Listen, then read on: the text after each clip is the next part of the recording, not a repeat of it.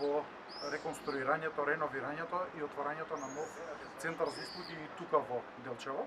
Се наоѓа на позната локација за граѓаните во центарот на градот, каде што беше планирано некогаш да биде интернет кафе, за жал никогаш не се реализираше тој проект, но Министерството останува посветено да стигне до последниот граѓанин, до секој наш сосед, до секој наш сограѓанин, да ги доближиме услугите на граѓаните до нив и да им покажеме на оние кои што не знаат, не можат да користат дома алатки, компјутери, да им доближиме услугите на центарот за услуги и на услугите на порталот на Министерството за дигитална трансформација тука до секој граѓанин. Се надевам дека за многу брзо време ќе успееме да отвориме центарот. Очекувам тоа да биде почетокот на септември и се надевам дека граѓаните ќе добијат секоја услуга која што им е потребна тука во новиот центар за услуги во Делчево.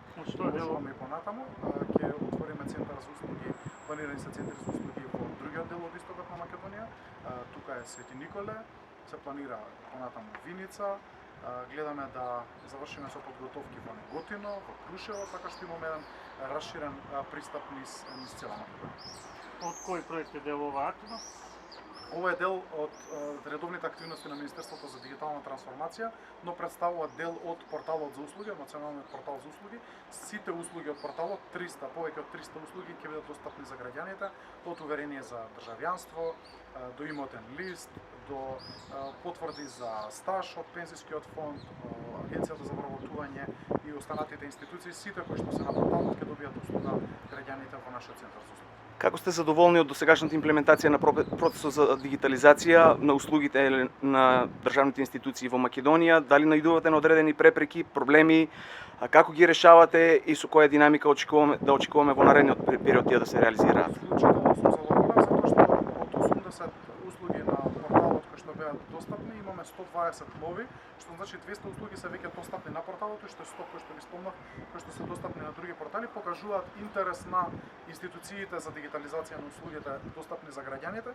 Често ја кажувам, порталот имаше 1000 корисници месечно, 1000 трансакции месечно пред нашето доаѓање, сега овој месец има 7400, значи за 7,5 пати е зголемено користењето на порталот. Граѓаните го препознаваат тоа. Предизвици секако има, од дигитална писменост, вештини, до работа на институциите, политичка подготвеност на институциите да се дигитализираат, но работиме институција по институција.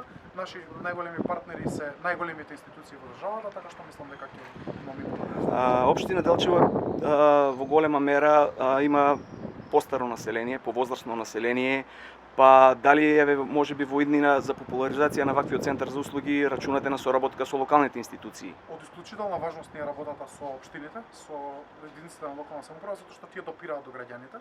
Овој центар за услуги е местото каде што граѓаните ќе може да се стекнат и со знаења, не само да си завршат работа за себе, туку и да дознаат, да отворат профил, да дознаат како можат да стигнат до потребната услуга, но се надевам дека во соработка со општините, особено со општина Делчево во наредниот период, се надевам дека ќе успееме да ги популаризираме дополнително овие центри за услуги, порталот и услугите.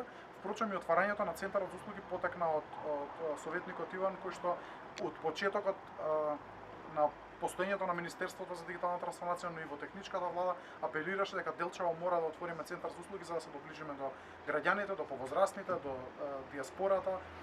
Практично до секој сограѓанин кој што сака да го користи порталот, не знае како или нема дома услови или сака да научи, овој центар е тука за нив.